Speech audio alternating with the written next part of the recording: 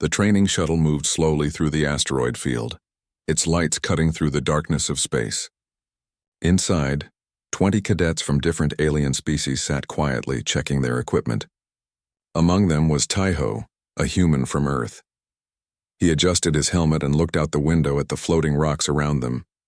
Taiho had been at the Galactic Naval Academy for 1 year now. It hadn't been easy. He was one of only 3 humans in the entire school, and most of the other students didn't know what to make of him. Humans were new to the galaxy. The Galactic Coalition had only discovered Earth 5 years ago, and most aliens still didn't understand these strange creatures from a death world. That's what they called Earth.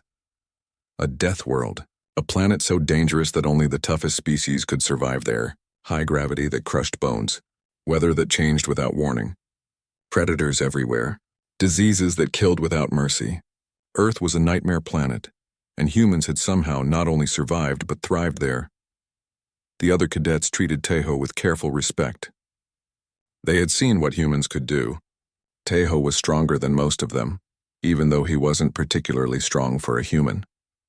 He could think faster in emergencies. He could lift things that required machinery for other species. But more than anything, he could solve problems in ways that seemed impossible to alien minds. "Attention, cadets," Instructor Krell's voice came through their helmets. The instructor was a tall reptilian creature with scales that changed color when he spoke. "We are approaching the training site. Prepare for docking procedures." The shuttle moved toward a massive asteroid bigger than most ships Taiho had ever seen. But it wasn't the asteroid that caught his attention. It was what was half buried inside it.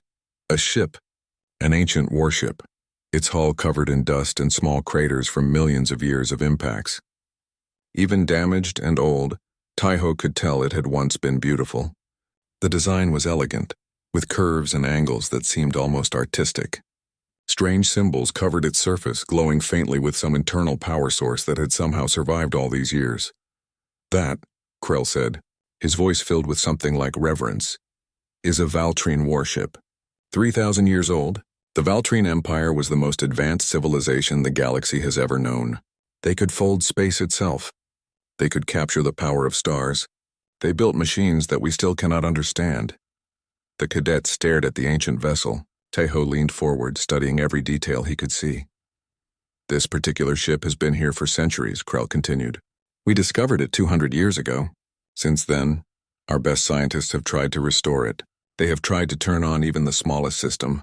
They have all failed. The ship's technology is beyond us. Its security systems adapt and change, making it impossible to access." The shuttle docked at a temporary station that had been built next to the warship. The cadets filed out, their magnetic boots clanking on the metal floor. "Your assignment today is simple," Krell said. His scales shifting to a dark blue color that Taiho had learned meant the instructor was being serious. "You will work in teams. Each team will attempt to run diagnostics on the ship's auxiliary systems. You have 6 hours. I do not expect any of you to succeed. This exercise is meant to teach you humility. Some problems cannot be solved no matter how smart you think you are." Taiho was assigned to a team with 4 other cadets. There was Hana, another human who specialized in quantum mechanics. She gave him a small nod. Then there were 3 aliens, a floating jellyfish-like creature named Velis, an insect being called Tik-Tik, and a stone-skinned humanoid named Kor. Velis immediately took charge. "We should follow standard protocol," the jellyfish said, its voice coming from a translator device. "First, we scan the hull for access points. Then we attempt to interface with any exposed systems. Then—" "Wait," Taiho said, kneeling down near the ship's damaged section. "Can I just look at something first?" Kor made a sound that the translator rendered as a sigh. "The human wants to just look. This is why Deathworlders should not be in academic settings. They act on instinct instead of logic." Taiho ignored the comment. He had heard worse. He moved along the ship's hull, running his gloved hand over the damaged areas. The metal was strange, not like anything humans used. It was both hard and slightly flexible, and it seemed to shimmer under his touch. Hana joined him. "What are you thinking?" she asked quietly. "Look at this damage," Taiho said, pointing to a long crack in the hull.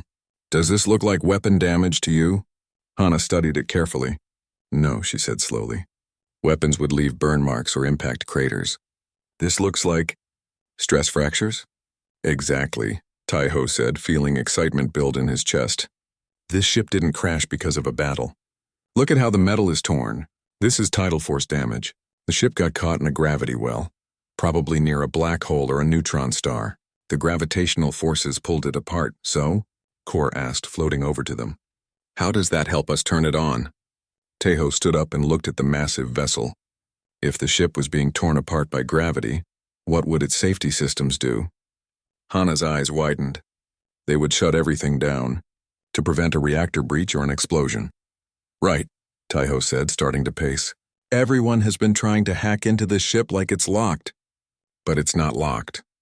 It's in emergency shutdown mode. The ship thinks it's still in danger. We don't need to break through security. We need to tell the ship that the emergency is over. Velis pulsed with different colors. That is actually logical. But how would we do that? The electronic systems are completely inaccessible. Taiho smiled. On Earth, when something broke, you didn't always have fancy tools to fix it. Sometimes you had to get creative. Sometimes you had to use your hands. We find the manual override, he said simply. The other cadets stared at him like he was crazy. Manual override? Tick-tick clicked. On a ship this advanced? That is primitive thinking. Maybe, Taiho said. But the Valtrine were smart, right? They built ships that could cross the galaxy. They would have planned for emergencies.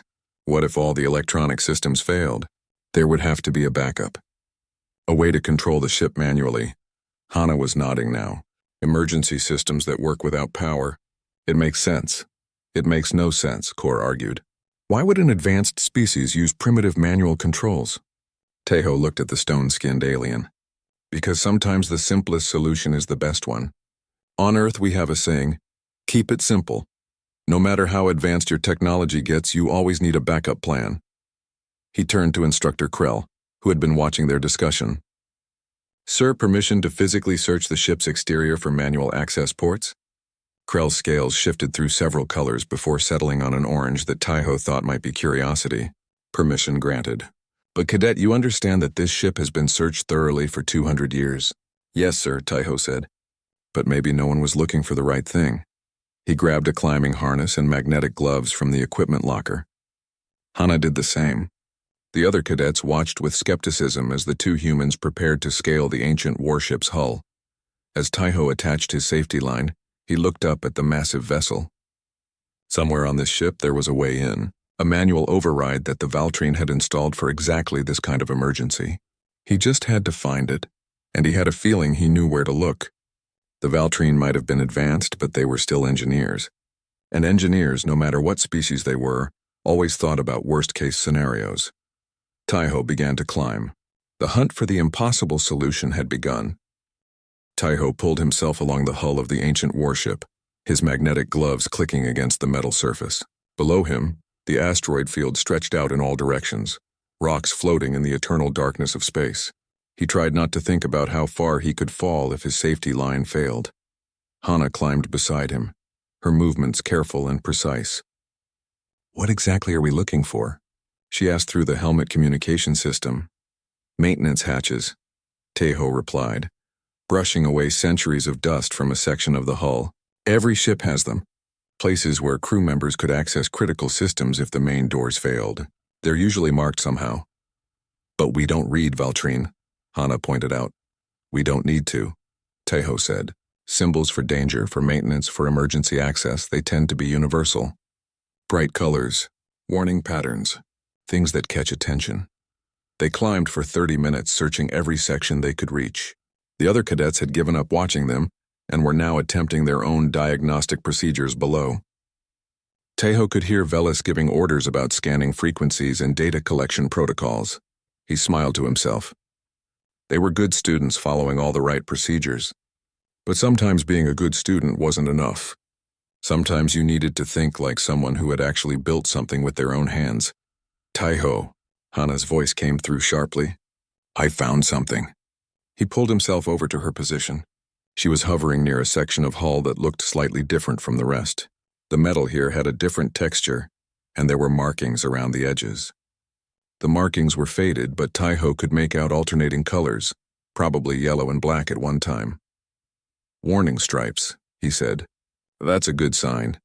He cleared away more dust, revealing a rectangular outline in the hull. It was a hatch about 2 meters tall and 1 meter wide. There was no obvious handle or control panel. Just a slight indentation where someone might grip the edges. How do we open it?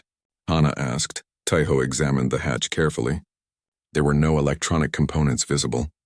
No buttons or screens. Just the outline and those grip points. It's mechanical, he said. Completely mechanical. You pull it open. Pull it? Hana sounded doubtful. Taiho, this is a sealed hatch on a spaceship. It's probably locked or pressurized or it's just really heavy, Taiho interrupted. Think about it. If all power is dead, how do you open a hatch? You make it mechanical, but you make it hard to open so it doesn't pop open accidentally. He positioned himself in front of the hatch, placing his hands in the grip points. They fit perfectly, as if designed for hands just like his. That was interesting. The Valtrine had been humanoid then. Similar body structure to humans. Here goes, he said. Taiho pulled. Nothing happened. He adjusted his position, braced his feet against the hull, and pulled harder. His muscles strained. His breath came fast inside his helmet. Still nothing. Maybe it's locked after all, Hana said. No, Taiho grunted. It's just really heavy. He thought about Earth, about growing up in a world where gravity was twice what most species considered normal, about carrying equipment that aliens needed machines to lift, about being called a Deathworlder like it was something to be ashamed of. Taiho pulled with everything he had. The hatch moved. Just a centimeter, then 2. Then suddenly it swung open with a groan of metal that had been sealed for 3,000 years. Taiho floated backward, breathing hard. Hana was staring at him. You just pulled open a 3,000-year-old sealed hatch, she said quietly. Yeah, Taiho panted. Turns out the Valtrine designed it for emergency access. They just didn't expect the emergency to last 3,000 years. The mechanism probably seized up. He pulled himself to the opening and shined his light inside. There was a narrow corridor leading into the ship's interior. And there, mounted on the wall just inside, was exactly what he hoped to find. A control panel. But not an electronic one. This was something else entirely. It looked like a series of mechanical levers, gears, and pressure plates. The whole thing was made of the same strange metal as the ship's hull, and it had symbols etched above each control. Hana, get over here, Taiho said. You need to see this. She joined him in the corridor, and they both stared at the mechanical control system. It's a manual backup, Hana breathed. An analog computer. I've only seen pictures of these in history books. Earth used to make things like this, Taiho said.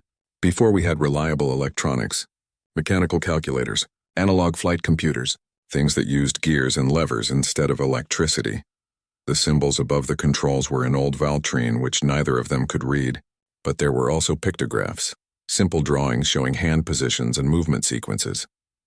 They designed this so anyone could use it, Taiho realized. Even if you didn't speak the language. Look, these pictures show you which levers to pull and in what order. Hana was already analyzing the mechanism. This lever here connects to that gear assembly. If you pull it, it probably releases a mechanical lock somewhere in the ship. And this one, this looks like it might manually reset the safety systems. How long would this take? Taiho asked. Hana calculated in her head, her eyes moving over the complex mechanism. If we're careful and follow the pictograph sequence exactly, maybe 20 minutes? Then let's get started, Taiho said. They called down to Instructor Krell and explained what they found. The instructor was skeptical but gave them permission to proceed. The other cadets gathered below, watching through cameras as the two humans began working on the ancient mechanism. Taiho and Hana worked together, one reading the pictographs while the other operated the controls. It was like solving a giant puzzle where every piece had to fit in exactly the right order. Pull this lever, wait for that gear to rotate, push this pressure plate. Listen for the click that meant the mechanism had engaged. Some of the controls were stiff from thousands of years of being frozen in position. Taiho had to use his full strength several times. Once a lever broke off in his hand and his heart stopped. But Hana examined the mechanism and realized the lever had broken free from corrosion, not from stress. The system was still functional. They worked steadily, methodically. 15 minutes passed. Then 20. Last sequence, Hana said, her voice tense. This lever here should manually disengage the emergency shutdown. Should? Taiho asked. The pictograph shows a sun symbol appearing after this step. I think that means power restoration. Taiho gripped the final lever.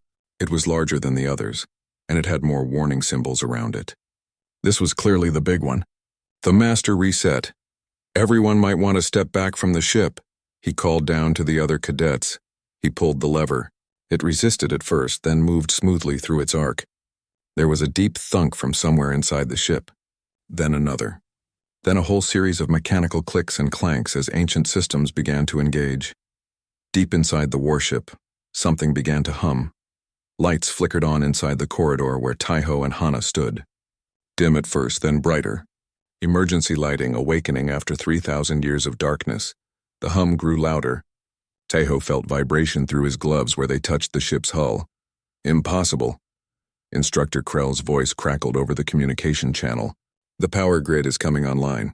I'm reading energy signatures throughout the ship. This is impossible. Taiho and Hana looked at each other. Then slowly they smiled. Not impossible, Taiho said. Just overlooked. The solution was there all along. Everyone was trying to hack through advanced security systems. No one thought to just knock on the door and ask to be let in. More lights were coming on now throughout the ship. Through the open hatch, Taiho could see corridor lighting activating in sequence. The ship was waking up, system by system, just as it had been designed to do after an emergency shutdown. Below them, alarms started going off at the Academy monitoring station. Instructor Krell was calling for backup. Other instructors were rushing to their stations. Everyone was panicking because a dead ship had just come to life, but Taiho wasn't worried. The ship wasn't dangerous. It was just following its programming, coming out of emergency mode exactly as the Valtrine engineers had designed it to do. He checked his timer. 23 minutes. That's all it had taken. 23 minutes to do what the galaxy's best scientists couldn't do in 200 years. We should probably go down and explain what we did, Hana said. Yeah, Taiho agreed. Something tells me we're going to have a lot of explaining to do. The emergency council meeting room was crowded. Taiho had never seen so many important people in one place.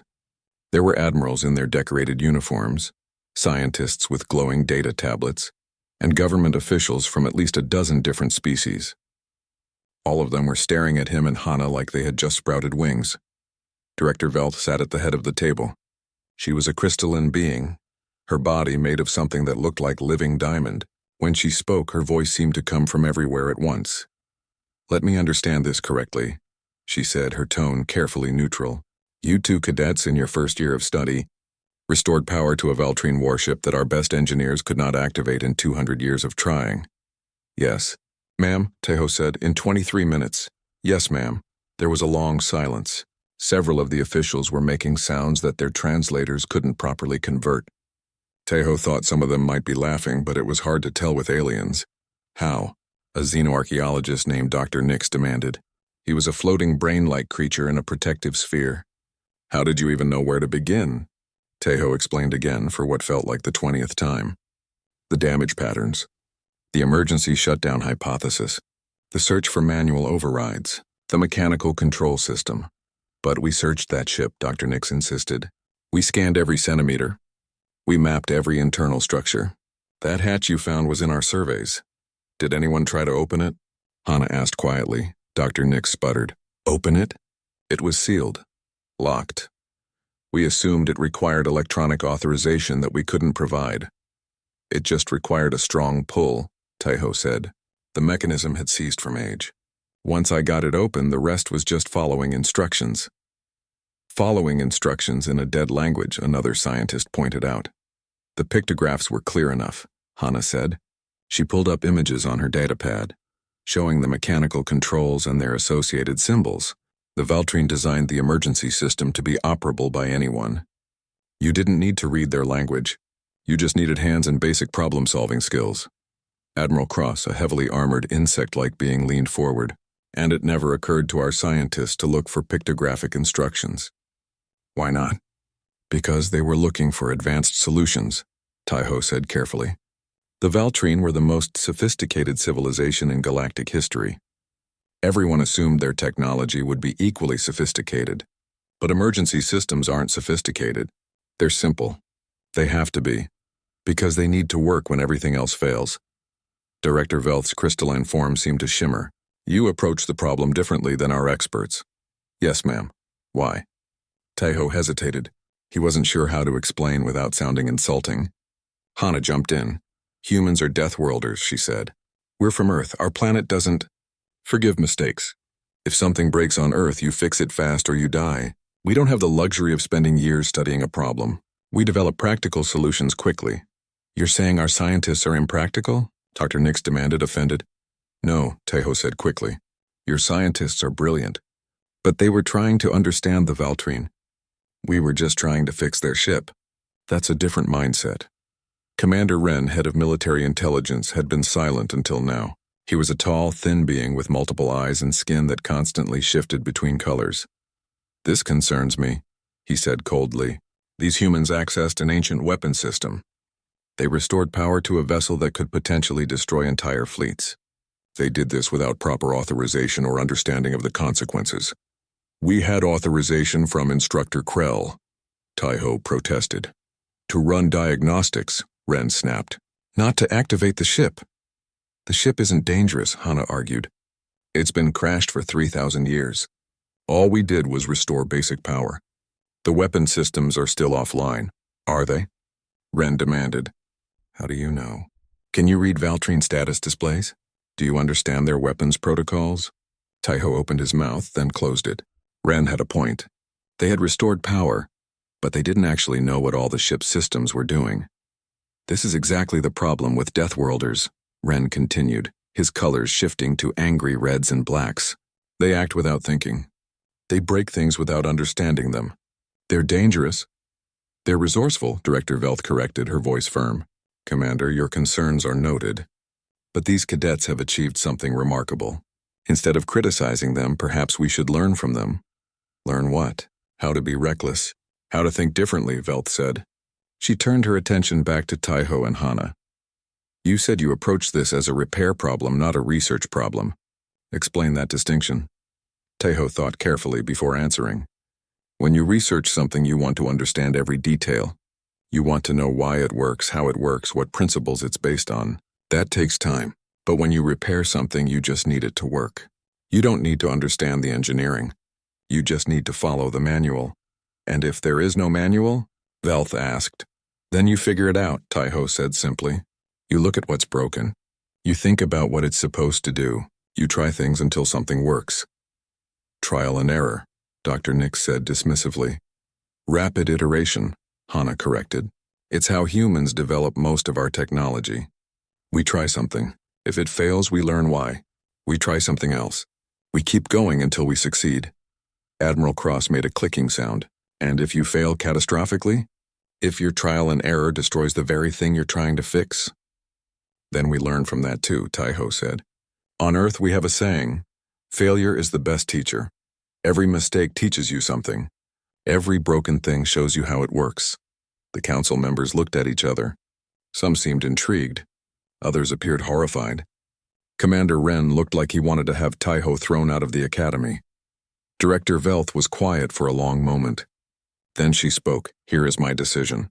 The warship will be fully restored. We will study it properly and carefully. And these two cadets will be assigned to the restoration team as consultants. What? Wren and Dr. Nix said simultaneously. They succeeded where we failed, Velth said firmly. That suggests they have insights we lack. We would be fools not to use them. They're students, Dr. Nix protested. They're problem solvers, Velth corrected. And they will work under supervision. They will document everything they do. They will teach our engineers their methods. We will learn from them as they learn from us. She fixed her crystalline gaze on Taiho. You will explain every decision, every action, every thought process. We want to understand how Deathworlders think, how you approach problems differently. Can you do that? Yes, ma'am, Taiho said. Good, you'll start tomorrow. You're dismissed. As Taiho and Hana left the council chamber, they could hear arguing breaking out behind them. Commander Wren was demanding additional security measures. Dr. Nix was insisting that students couldn't possibly contribute to serious scientific work. Admiral Cross was asking pointed questions about human psychology and decision-making. In the corridor outside, Taiho leaned against the wall and let out a long breath. That was intense, Hana said. Yeah, they're scared of us. Can you blame them? Taeho asked. We just did the impossible. From their perspective, we're unpredictable, dangerous, are we? Hana asked quietly. Taeho thought about Earth, about humanity's history, about all the mistakes his species had made and all the problems they had solved. Maybe a little, he admitted. But being dangerous isn't the same as being bad. Fire is dangerous. Electricity is dangerous. But we learn to use them safely. The galaxy will learn to work with us too. You hope? I know, Taeho said confidently. Because that's what Deathworlders do. We adapt, we overcome, we find a way. His communication device beeped. A message from Instructor Krell. Report to the warship at 800 tomorrow. Bring tools and an open mind. And Cadet Taeho? Well done, Taeho smiled. The hard part wasn't over. It was just beginning. Tomorrow they would really start learning what the ancient warship could do. And maybe, just maybe, they would learn what humans could do too. In his quarters that night, Taeho couldn't sleep. He kept thinking about the ship, about the mechanical controls and the pictographs, about the Valtrine engineers who had designed such an elegant emergency system. They were smart, those ancient aliens. They understood that sophisticated technology needed simple backups. They knew that emergencies required solutions that anyone could use. Taeho wondered what had happened to them. Why had their empire vanished? What had destroyed a civilization that could build such incredible machines? Tomorrow maybe he would start finding answers. Tomorrow the real work would begin. The restoration team was enormous. 40 scientists, engineers, and military specialists from across the coalition gathered around the ancient warship. They had equipment worth more than some planets. Scanning devices, analysis tools, protective barriers in case something went wrong. Taeho stood at the edge of the group feeling very out of place. Everyone here had advanced degrees, years of experience.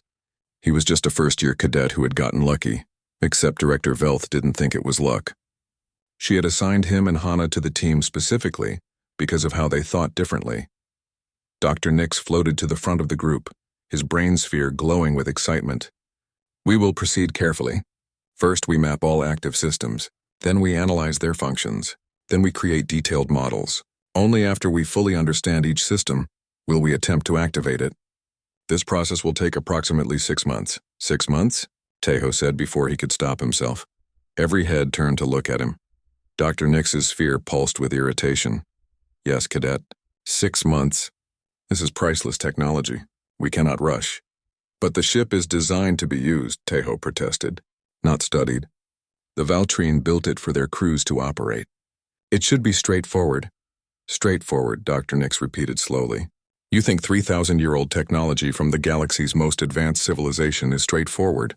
Well, yes, Taeho said. I mean, it's a ship. Ships are meant to be flown.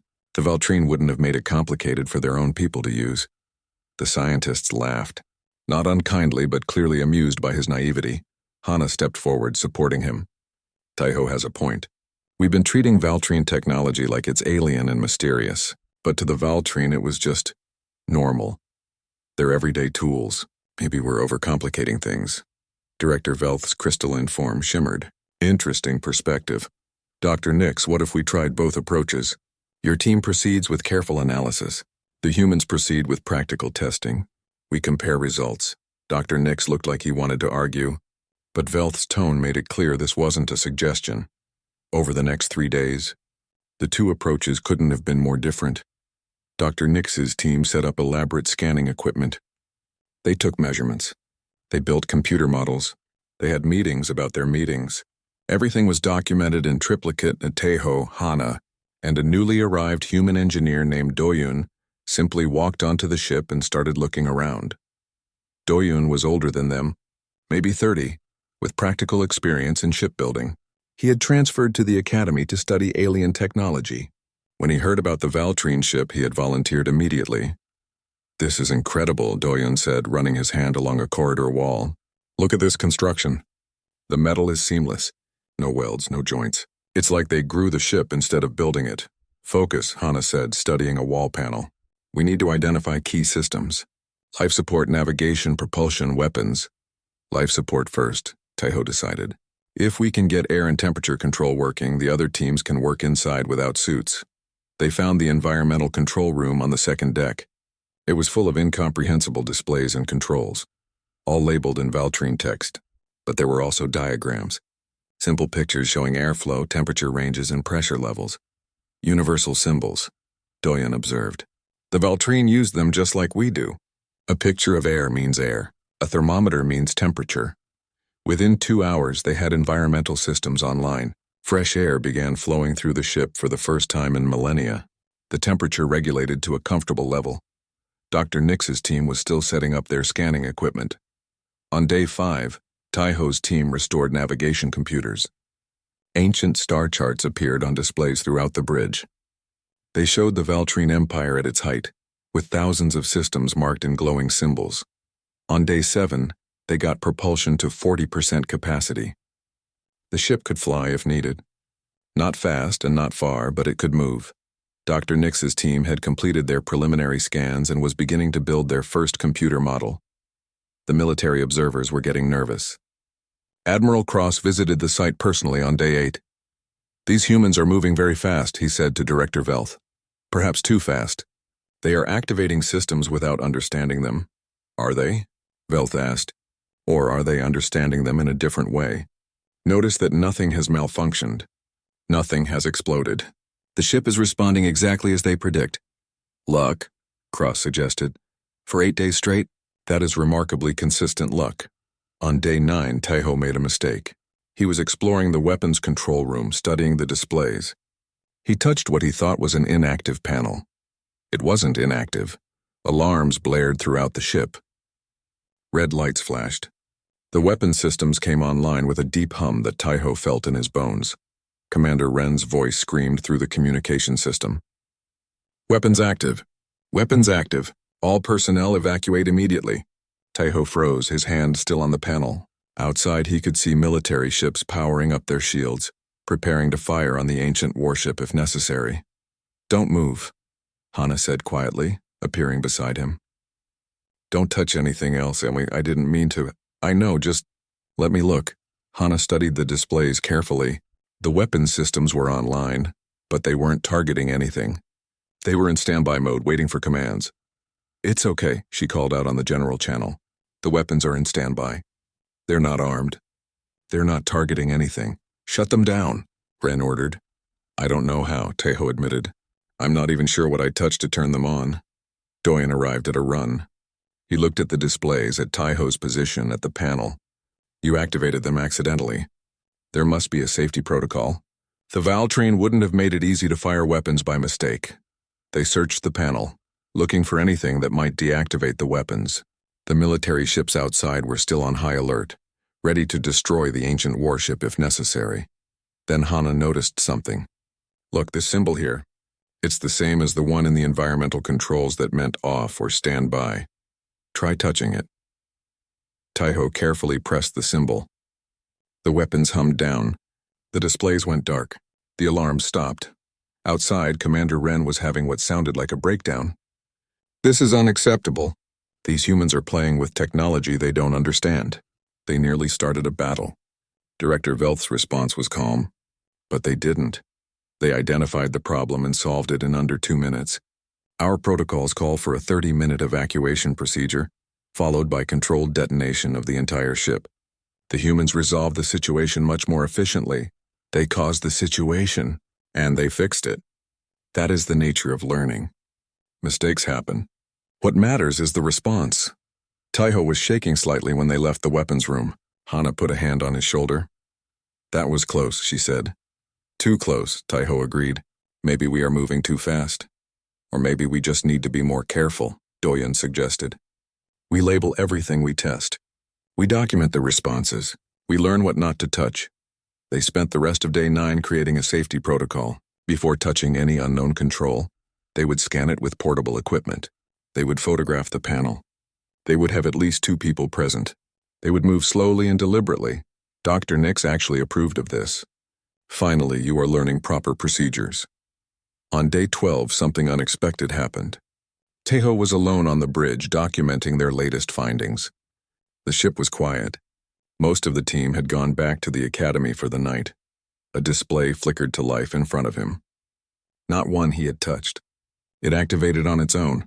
Text appeared. In English, hello, it said. Is someone there? Taiho stared at the screen. His heart was pounding. Who is this? He typed slowly on the console. I am Navara. I am this ship. Who are you? The ship had an AI, an artificial intelligence that had been dormant for 3,000 years. And it was awake now, speaking to him. My name is Taiho. We're restoring your ship. There was a pause. Then, how long have I been inactive? Taiho didn't know how to answer that. How do you tell someone they've been asleep for 3,000 years? A long time, he typed. I need to get others. Don't go anywhere. I am a ship, Navara replied.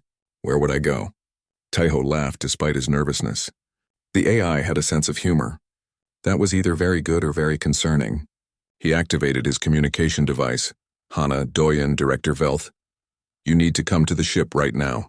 The ship's AI just woke up, and it's talking to me. Within an hour, the ship's bridge was crowded with people.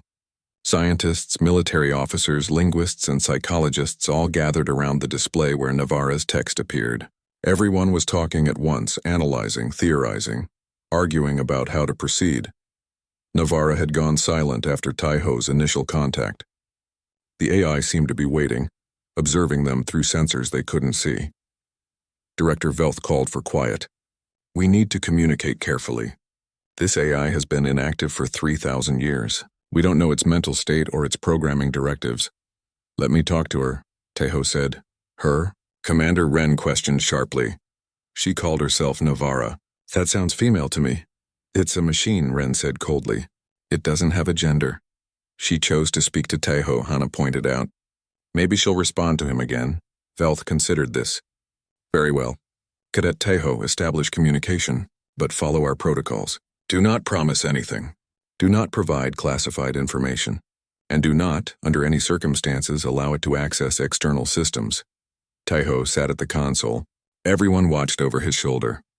He felt their eyes on him, the pressure of their expectations. He took a breath and typed, Navara, are you there? The text appeared immediately. I am here. There are many of you now. Why? They wanted to meet you. We didn't know you existed until a few minutes ago. I have existed for a very long time, though I was sleeping. You woke me up when you restored my power systems. Thank you. The politeness surprised everyone. This wasn't some cold military AI. Navara sounded friendly, almost grateful. Can you tell us about yourself? Taiho typed. About your ship? I am a Valtrine navigation and support AI. I was assigned to Captain Solthrin and his crew. We were on a mission when something happened. What happened? There was a long pause. When the text appeared again, it seemed hesitant. I don't remember clearly. There was danger. Gravitational forces. The ship was damaged. Captain Solthrin ordered emergency shutdown. I went to sleep. Now I am awake and everyone is gone. Taiho felt a surge of sympathy. The AI sounded confused, lost. She was asking where her crew was, and Taiho didn't know how to tell her they had been dead for 3 millennia. How long was I sleeping? Navara asked again. The psychologists were shaking their heads, signaling Taiho not to answer. Too much information could destabilize her, but Taiho thought about being alone for 3,000 years. About waking up in a world where everything you knew was gone. She deserved the truth. About 3,000 years, he typed. The display went blank. All the systems on the bridge flickered. For a moment, Taiho thought he had broken something. Then text appeared again, much slower than before. 3,000 years. Yes. Everyone I knew is dead. Yes. I'm sorry. Another long pause. Taiho waited, giving her time to process. Around him, the scientists were whispering frantically. Some wanted to shut down the AI before it became unstable. Others wanted to continue the conversation carefully. What happened to the Valtrine Empire? Navara asked. This was the question everyone had been asking for centuries. The answer to one of the galaxy's greatest mysteries. Director Velth leaned forward intently. We don't know, Taiho typed honestly. The Valtrine disappeared. No one knows why. We've been trying to understand for a long time. Can you tell us? I can show you, Navara replied. I have records. Data from the final days. But first, what are you? You are not Valtrine. Your neural patterns are different. Your language is strange. What species are you? I'm human. From a planet called Earth. Human, Navara repeated. I do not know this species, but you are kind. You told me the truth even though it hurt. You treated me like a person, not a machine. Thank you, Taiho. You're welcome, Navarra. Would you like to know what happened to my people? Taiho looked at Director Velth. She nodded slowly. This was it, the moment they learned the truth. Yes, please, Taiho typed. The bridge displays lit up. Images appeared. Ancient Valtrine cities, beautiful towering structures that seemed to defy physics, ships that could fold space, technology that looked like magic. We were powerful. Navarra's text appeared alongside the images, perhaps too powerful. We believed we could control anything, understand anything. We wanted to transcend physical existence, to become something greater. More images, laboratories, experiments with energy that made the watching scientists gasp. Massive installations around stars, drawing power directly from stellar cores. We built a gateway, Navarra continued, a doorway to higher dimensions. We thought we could step through and become like gods. The greatest scientists in the Empire worked on this project. They were so confident, so certain they understood the mathematics. The images changed. They showed a massive structure in space, surrounded by Valtrine ships. It looked like a ring of pure energy, held in place by technology the Coalition scientists couldn't begin to understand. They activated the gateway, Navarra said, and everything went wrong. The next images were chaos, the gateway tearing itself apart, space itself rippling like water, ships being pulled into the distortion, planets cracking, stars going dark. The gateway created a cascade failure in local spacetime, Navarra explained. It spread like a disease, destroying everything it touched. Entire star systems vanished. We tried to stop it. We tried to close the gateway. But it was too late. The effect was self-sustaining. Dr. Nix was frantically recording everything. His sphere pulsed with horror and fascination. The Empire fell in days, Navarra continued. Billions died. Our greatest achievement became our extinction. Captain Solthrin was ordered to warn the outer colonies. We were supposed to tell them what happened, to make sure no one ever tried to build another gateway. But you never made it, Taiho said softly. We were caught in the edge of the cascade. The gravitational distortions threw us through space, damaged the ship. We crashed here. Captain Solthrin activated emergency shutdown to preserve me. He hoped that someday someone would find us, that the warning would not be lost. The images faded. The display showed only text now. 3,000 years, Navarra said. I was supposed to deliver a warning. It took 3,000 years. Your warning might still save lives, Director Velth said, stepping forward to type herself. We have research projects similar to what you described. If you share your data, we can stop them before anyone makes the same mistakes. I will share everything, Navarra replied. That was my mission. To warn, to teach, to make sure the Valtrine's mistakes were never repeated. Over the next hours, Navarra opened her databases. Technical specifications, experimental data, warnings about dimensional manipulation. The information was staggering. It confirmed what some Coalition scientists had feared. Several current projects were approaching dangerous thresholds. But there was more. Valtrine technology that was safe. Propulsion systems. Energy generation. Medical advances. 3,000 years of knowledge preserved and waiting. Commander Wren was among the first to speak up. This information is too dangerous. It should be classified, controlled. We cannot let this technology spread freely. That's what the Valtrine thought. Taiho said quietly. They controlled their knowledge, kept it secret, and when disaster struck, no one outside their inner circle understood what was happening or how to stop it. Hana nodded. If we classify this, we're making the same mistake. The knowledge exists. The technology exists. Hiding it won't make it go away. We need to share it, teach it, make sure everyone understands both the benefits and the dangers. Director Velth was quiet for a long time. Finally, she spoke. The ship and its AI will be preserved as a living archive. Navarra will serve as a teacher, sharing Valtrine knowledge with those who wish to learn. The dangerous research projects will be immediately shut down and restructured with proper safeguards. And this entire episode will be documented as a lesson in both the power of technology and the importance of humility. She turned to Taiho, Hana, and Doyun. You three humans have done more than restore a ship. You've potentially saved the Coalition from repeating a catastrophic mistake. I'm recommending you all for advanced placement in xenoarchaeological research. Tejo felt overwhelmed. A week ago, he was just trying to pass a training exercise. Now he was being offered a career in one of the galaxy's most prestigious fields. "Thank you, ma'am," he managed to say. Later, after most people had left, Tejo sat alone in the bridge with Navarra. Her holographic avatar had appeared, a Valtrine woman with elegant features and kind eyes. "You are strange beings, you humans," Navarra said. Her voice was soft, slightly sad. "You approach technology without fear or worship. You simply use it. Is that bad?" Tejo asked. "No, it is refreshing. The Valtrine came to fear their own creations at the end. They built things they no longer understood. You humans seem to understand that technology is just a tool, neither good nor evil, just useful." "We learned that the hard way," Tejo admitted. "We've made plenty of our own mistakes on Earth, but you survived them. You learned from them. That is wisdom." They sat in comfortable silence for a while. Outside the viewport, the stars were bright and endless. "What will you do now?" Tejo asked.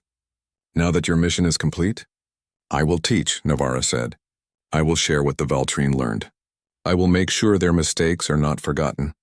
It is not the mission Captain Solthrin gave me, but I think it is what he would want."